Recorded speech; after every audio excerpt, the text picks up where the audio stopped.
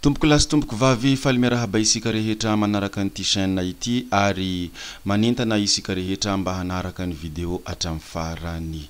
Androany mo isika iresaka mikasika any fanalefahan-tsazy ary ny fanalefahan-tsazy dia tsy maintsy sitrahany voafonja isantaona. Tsy ny voafonja rehetrarehetra nefa no misitraka an'izany fa misy karazana ireo sazy afaka misitraka izany fanalefahan-tsazy izany. Nandalo mo iny farany taona iny ary tonga ny taona vaovao 2024 koa dia misy arak'izany ny voafonja izay misitraka ny fanalefahan-tsazy. 7,770 no ireo voafonja nisitraka an'izany fanalefahan-tsazy izany ary 9,720 no afaka nivoaka avy hatrany. Voafonja miisa 7,770 amin'ireo 9,790 manerana ny nosy no nahazo ny fanalefahan-tsazy nomeny filohan'ny repoblika araka ny didimpanjakana noraisina tamin'ny 1 Desambra 2023.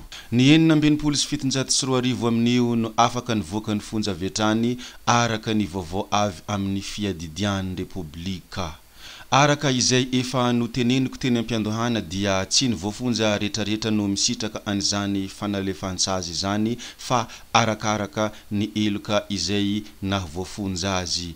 Tsara ny hafantarantsika fa misy ny masontsivana amin'ny fanomezana ny fanalefahan-tsazy ka isany jerena manokana amin'izany ny havesatry ny eloka nataony ilay voafonja. Ny taonany ny faharetan'ny saziny hoy ny fiadidian'ny repoblika hatrany no nanambara izany ka tsy maintsy misy masontsivana amin'ny fanomezana ny fanalefahan-tsazy.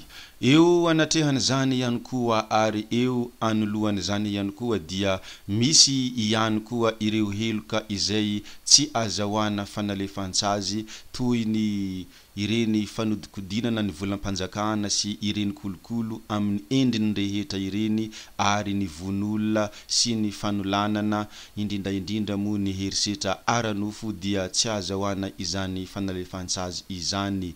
Ny fanotohinana ny filaminana anatin'ny fanjakana sy ny fifofoana ny ainy filoham-pirenena.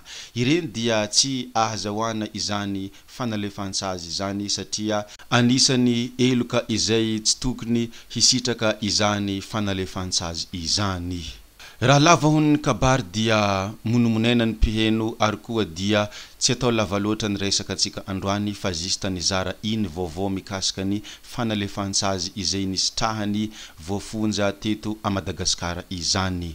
Koa arabaina manokana ianareo 9,720 izay afaka nivoaka ny fonja avy hatrany ary mahereza ihany koa ianareo zay 7,770 izay mbola tsy afaka nivoaka ny fonja fa nisitraka an'izany fanalefahan-tsazy izany. Hoany izay tsy nisitraka an'izany velively mihitsy mo dia mahereza fa mbola hoavy ny maraina ary ataovy anatra hoany afara ny zavatra rehetra mitranga satria ny olombelona dia tsy misy tonga lafatra, ny olombelona dia tsy lavorary avokoa fa matoa tonga am'izay ianareo dia nisy tsy nety ny nataonareo koa dia mahereza re tompoko.